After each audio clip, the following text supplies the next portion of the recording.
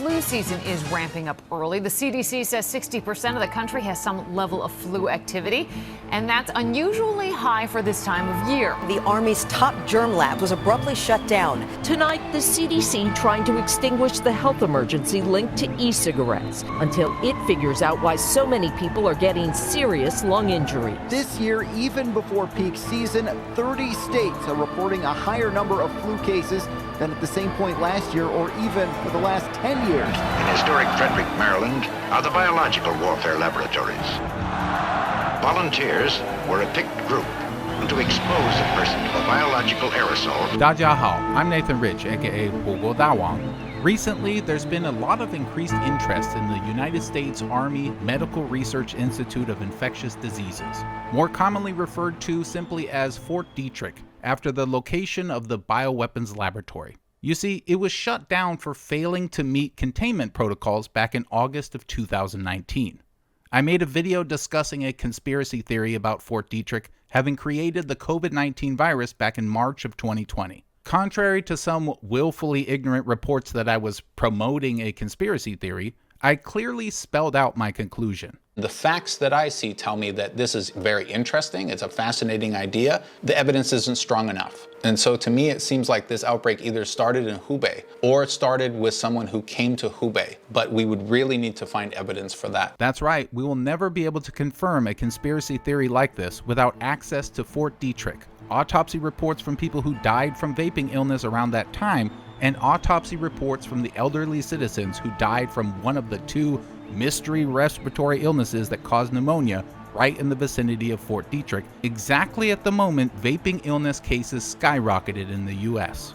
Those are what is needed to confirm a conspiracy theory or cover-up of this magnitude. So to all you little weasels writing hit pieces on how I'm a conspiracy theorist, get this through your head. We are examining facts. I am not willing to believe this myself until we have this hard proof. If you haven't seen the other video, go watch it now. Most of it still holds up. Seriously, I know nobody likes to go watch another video and come back, but go watch the other video and come back. But since I released the last video, a lot more circumstantial evidence has come to light, and that's what I'd like to tell you about today. But I mean, come on, Nathan. If COVID-19 had started in the United States in 2019, there would have been like 1 million cases by January 2020, right? Well, sorry to disappoint you all, but there wasn't 1 million COVID-19 cases in America by January 2020. There were 5 million by December 2019.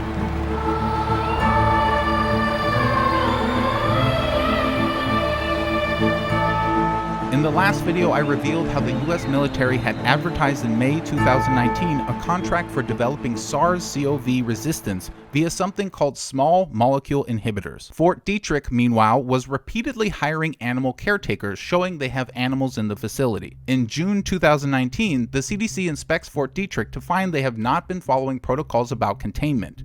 In July, the US military SARS-CoV contract was abruptly canceled. And at the same time this was happening, a mystery respiratory disease that causes pneumonia was discovered in an elderly home near Fort Detrick. Vaping illness clusters started being reported around the country, the first ever reported. The United Kingdom and most other vape-heavy nations reported that they did not experience any outbreak of vaping illness, by the way.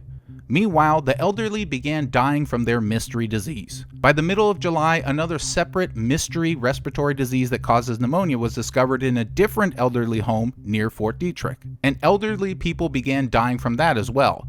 Meanwhile, the lab at Fort Detrick is mostly shut down. The CDC then declared both of those elderly homes' diseases were simply the common cold. In August, the first ever death from vaping illness is reported, and Event 201 is announced, a convention to discuss a pandemic's economic impact. Literally the day the US starts tracking seasonal flu, vaping illness numbers start a steep decline.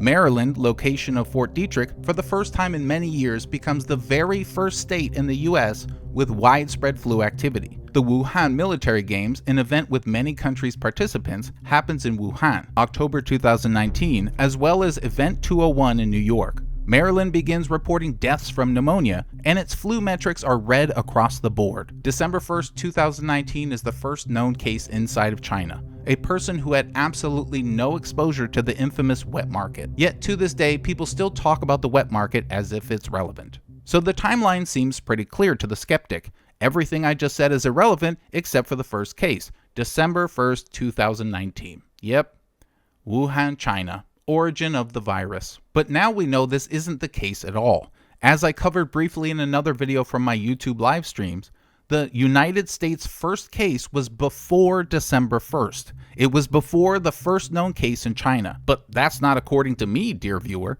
That's according to the United States government. You probably didn't know this because it was very quietly reported on, with headlines like, "Coronavirus was in US weeks earlier than previously known, study says," instead of the actual most important fact of the enormous timeline change. The study, performed by US government employees, examined 7,389 blood donations given from December 13th, 2019 through January 17th, 2020 from 9 US states. They found all 9 states showed COVID-19 antibodies, and that, quote, SARS-CoV-2 reactive antibodies were detected in 106 specimens, a small percentage of blood donations from California, Oregon, and Washington as early as December 13th through 16th, 2019. That's over 1.4% of the population with antibodies for COVID-19 as early as December 13th, 2019. Given that it takes around 2 weeks for these antibodies to form, that means that December 1st, 2019, when we know China had at least one single case, the United States of America had around 4.7 million cases.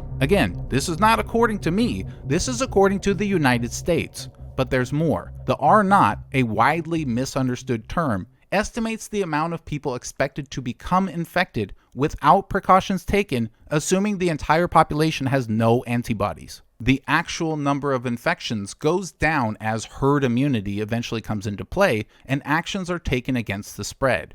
The real spreadability factor is simply called R. R always changes because it's not a reflection of the virus's properties, but a combination of those and external factors. Estimates of the R0 have varied and are sometimes as low as a mere fraction, or sometimes as high as 6, but generally they lay around 2.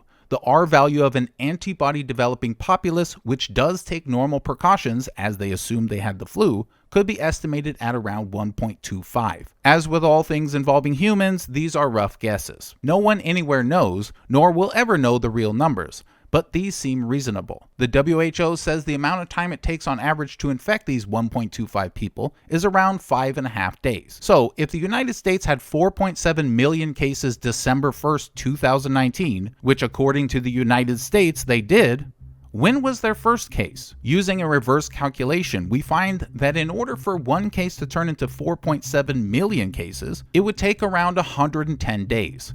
December 1st minus 110 days is the middle of August. That's right, about 2 weeks before the first vaping illness death ever recorded, after the common cold outbreaks were quashed. Yes, that's about the length of time on average it takes to die from COVID-19.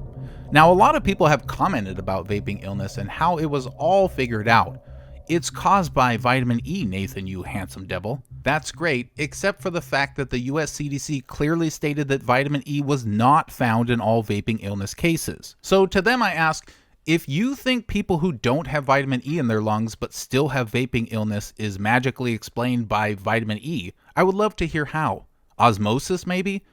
Some kind of group mind control? So while none of this evidence by any means proves this theory, it is still interesting. Something isn't adding up. Is this all coincidence? Sure, I'm willing to believe that. But instead of believing it, I'd like to know it's a coincidence. And the only way to do that is for the US to allow a proper investigation into Fort Detrick, the common cold that was causing pneumonia deaths right next to it, and autopsies from all those people and the vaping illness deaths. Then we don't have to believe it's just a coincidence. We can know the truth. And maybe we can hope to have some experts from China allowed to participate. And again, I have to urge that no matter where the virus came from, the most important thing is to get help to those who need it most. For some countries like China, that means preventing deaths as a priority. And for some other countries, it means writing a check for $1,000.